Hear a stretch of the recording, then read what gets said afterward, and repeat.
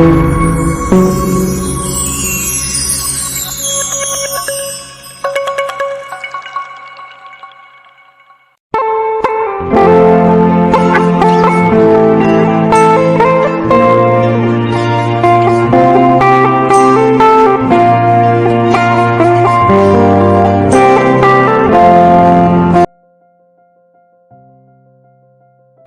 selamat pagi Pak Sony. Selamat pagi Pak. Gimana kabarnya pagi ini Pak? Alhamdulillah sehat, semangat. Semangat Pak ya. Semangat. Gimana proses ngajarnya Pak? Lancar Pak? Alhamdulillah lancar selama ini, ya begitulah. Kalau ada kendala-kendala sedikit lancar Pak. Jadi tujuan saya memanggil Bapak sini diskusi itu terkait pelaksanaan observasi. Jadi sama halnya dengan supervisi Pak ya. Namun sejauh ini kan kita melaksanakan supervisi, itu yang kita tahu kan sebatas penilaian. Dan kita melakukan supervisi itu kita dinilai oleh kepala sekolah. Namun saat ini saya ingin mengubah pandangan bahwasanya supervisi itu tidak serta merta kita itu dinilai, namun ya bagaimana kita meningkatkan potensi memiliki. Begini Pak, jadi karena kita ingin melaksanakan observasi atau supervisi, kira-kira apa yang Bapak harapkan dalam observasi yang kita laksanakan?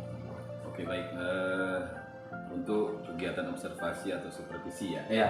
Dulu supervisi, sekarang lebih ke observasi ya, sebenarnya sama aja sih. Jadi harapan saya pribadi sebagai guru ya tentunya meningkatkan loyalitas ataupun kesemangatan saya sendiri dalam mengajar. Jika mungkin merasa ada bukan pengawasan tapi lebih kepada pengembangan proses belajar mengajar di kelas, itu tentunya saya berharap dengan adanya observasi ini lebih membuat saya semakin semangat dan meningkatkan strategi-strategi pembelajaran saya bersama anak di kelas, tentunya begitu. Dan tentunya kita belajar dari pengalaman ya.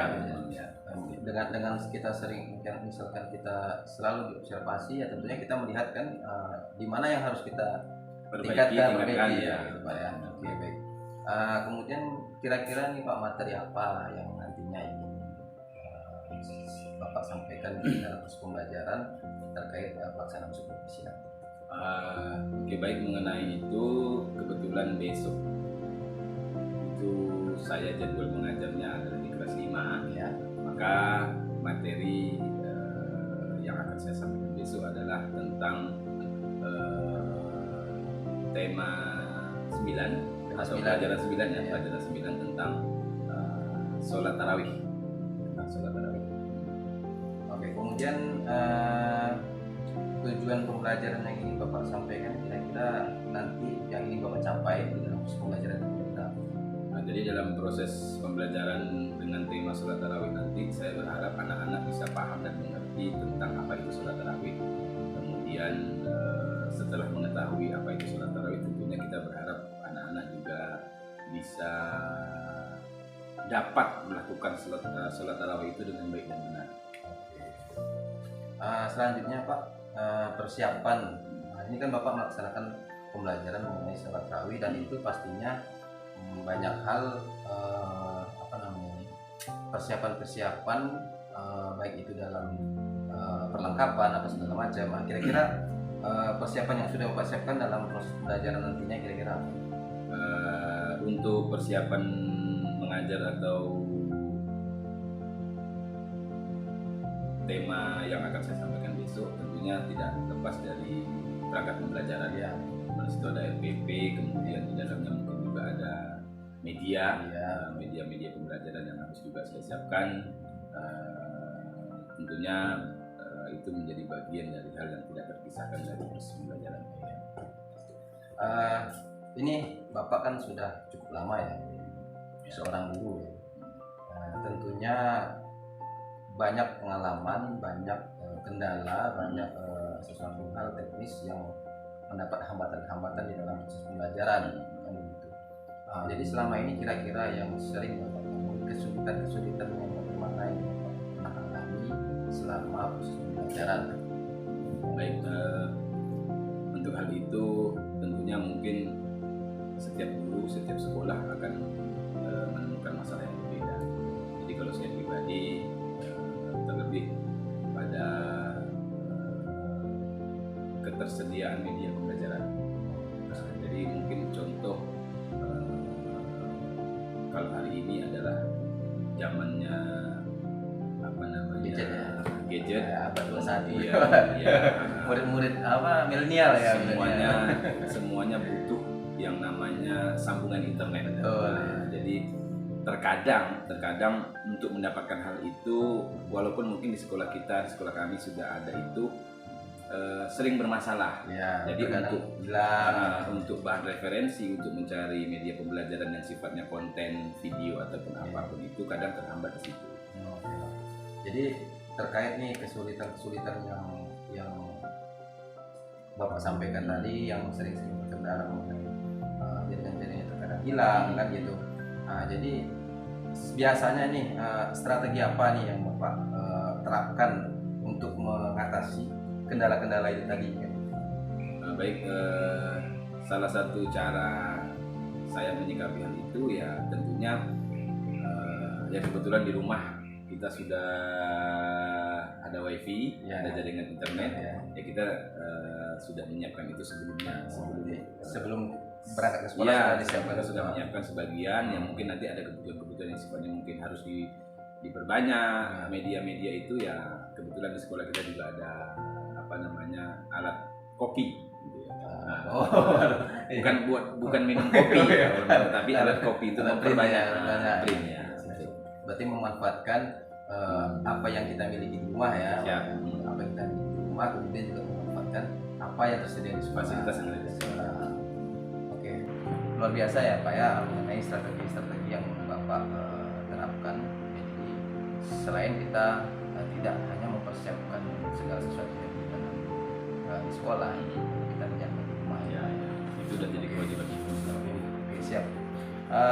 Kemudian ini kan materi Bapak dalam RPP itu kan semalam kita sudah diskusi mengenai pembelajaran diferensiasi dan teknik stop ya, beberapa teknik stop. Itu kira-kira udah Bapak cantumkan dalam RPP Bapak nanti yang akan kita laksanakan, Pak? Ya, alhamdulillah sudah, Pak.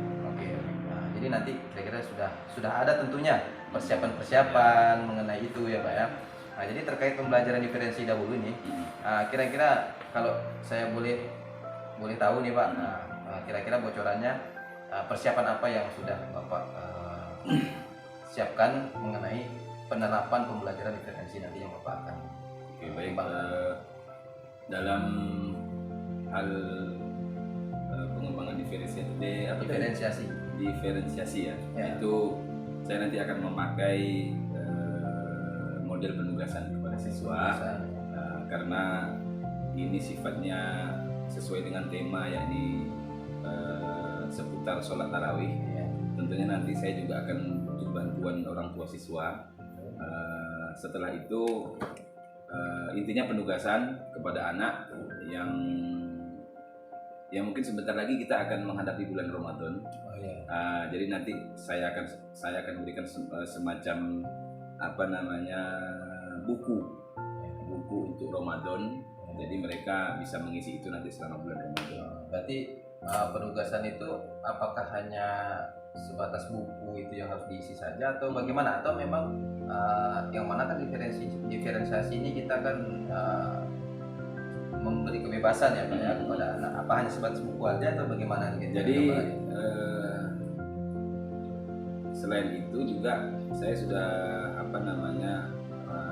menyiapkan tugas untuk anak untuk membuat sebuah video walaupun itu tidak dilaksanakan dalam real praktek sholat tarawih di masjid bersama jamaah umum. Nanti saya minta kepada anak-anak untuk memvideokan dia mempraktekkan sholat tarawih dengan diawasi oleh orang tua. Berarti di rumah lah ini. Di rumah. Berarti penugasan ini bukan di sekolah ya, bukan untuk tugas di rumah ya. Oke, berarti ada dalam bentuk video, kemudian ada bentuk laporan ya. Oke. Jadi itu nanti apakah dibuat per kelompok atau bagaimana ya? Karena ini sifatnya adalah ibadah, jadi kalau untuk diferensiasinya mungkin nanti saya akan lihat situasi di sekolah, di ruang kelas. Ketika memungkinkan nanti saya akan berkelompok, utamanya bagi mereka, karena begini, ini tempat tinggal mereka kan nih juga tidak berdekatan gitu, ada yang jauh ada yang ini. Nanti ketika itu nanti saya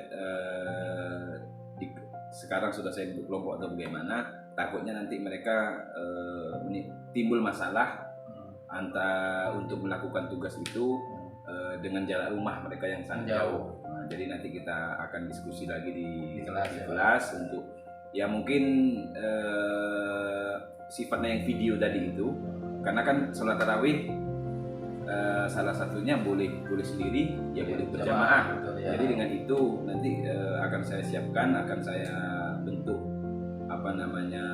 kelompok bagi mereka, siapa yang bertugas menjadi imam, siapa yang bertugas menjadi makmum, siapa yang bertugas menjadi imam. Berarti bisa jadi ini tugasnya dalam bentuk kerjasama. Kemudian ini terkait teknik stop di dalam pembelajaran di dalam kelas, Pak ya. Kalau tadi kan diferensiasi penugasan bisa jadi penugasan di sekolah atau penugasan di rumah. Bukan ini berarti di rumah ya. Di rumah ya. Dan nanti saya tentunya ingin melihat nanti hasil dari karya-karya anak Bapak nanti kan gitu. Karena di dalam proses pembelajaran kan saya tidak melihat ini Pak nantinya. Tentu di rumah nanti saya ingin bagaimana sih anak-anak itu bisa melaksanakan tugasnya sesuai dengan kelompok-kelompoknya tadi. Oke, baik. Kemudian terkait teknik stop ini Pak, kira-kira bisa nggak Bapak menceritakan bagaimana persiapan mengenai dan bagaimana pelaksanaan nantinya teknik stop yang Bapak akan berikan di dalam pembelajaran? Oke. Dalam teknik stop saya nanti sudah menyiapkan tentunya satu audio ataupun instrumen yang tujuannya adalah untuk merelaksasi kondisi mental anak untuk siap menghadapi pembelajaran di kelas, karena kadang anak-anak ini kan masih suka bermain. Jadi ketika sudah waktunya masuk, mereka masih ingat ataupun mereka masih terbawa suasana bermain mereka di luar kelas, sehingga saya butuh mereka untuk relaksasi sebentar sebelum masuk kepada inti pembelajaran agar fokus mereka bertambah. Berarti intinya menggunakan media, Pak. Menggunakan media ya. Pak video, yang situ nanti Bapak memberikan semacam motivasi. Nah, selanjutnya nih Pak, ini di dalam proses observasi nanti atau supervisi nanti, kira-kira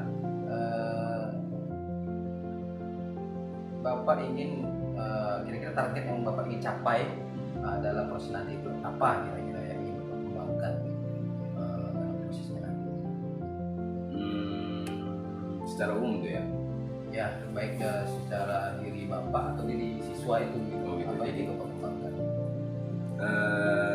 Target ataupun tujuan dalam proses observasi ini tentunya saya ingin ada penambahan wawasan anak terhadap keilmuan, khususnya di bidang keagamaan, karena kebetulan saya guru mapel, guru mata pelajaran, dan kebetulan di bidang agama Islam, sehingga anak-anak tidak hanya tahu tentang